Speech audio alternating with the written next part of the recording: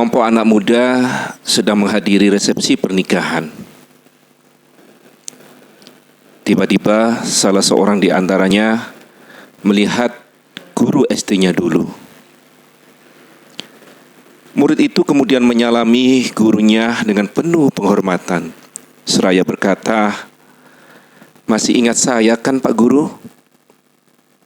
Kemudian gurunya menjawab, "Wah, maaf, tidak tuh." Murid itu bertanya keheranan, "Masa sih Pak Guru tidak ingat saya? Saya kan murid yang dulu mencuri jam tangan punya salah seorang teman di kelas.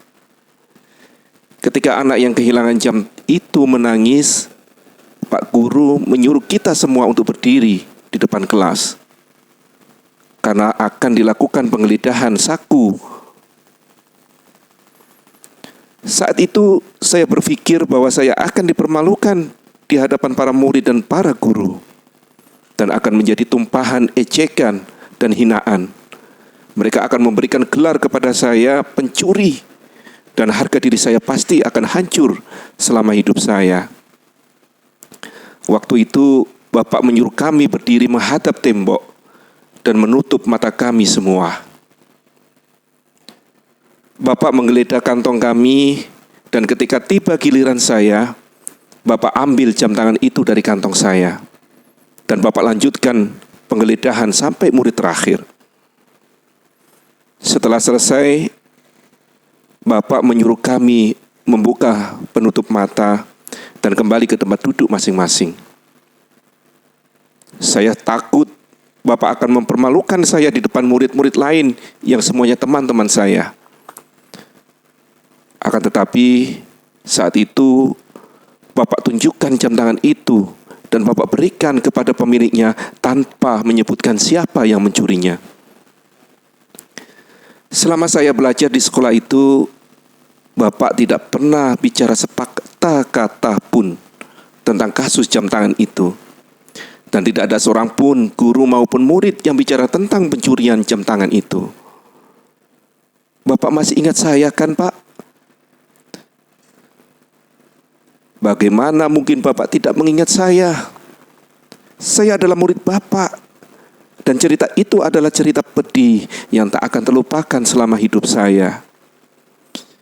Saya sangat mengagumi Bapak.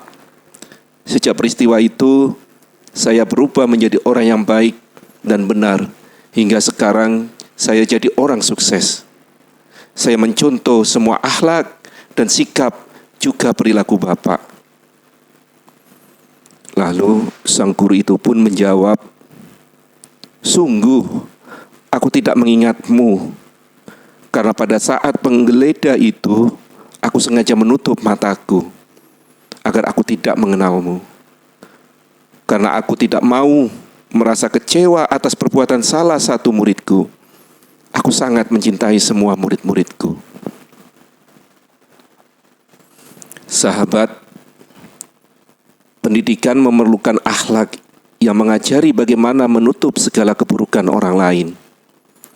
Seperti kisah di atas, bagaimana akhlak guru terhadap muridnya dan juga murid terhadap gurunya. Karena pada hakikatnya setiap kita adalah guru dan setiap kita adalah murid. Tutuplah aib saudaramu, tahanlah lisanmu, dan jangan menyebarkannya.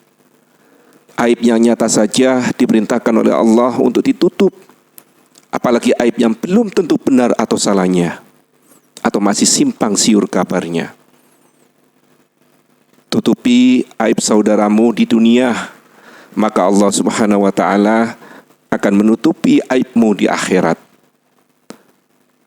Memaafkan, memaklumi, dan berempati adalah sikap orang yang berjiwa besar.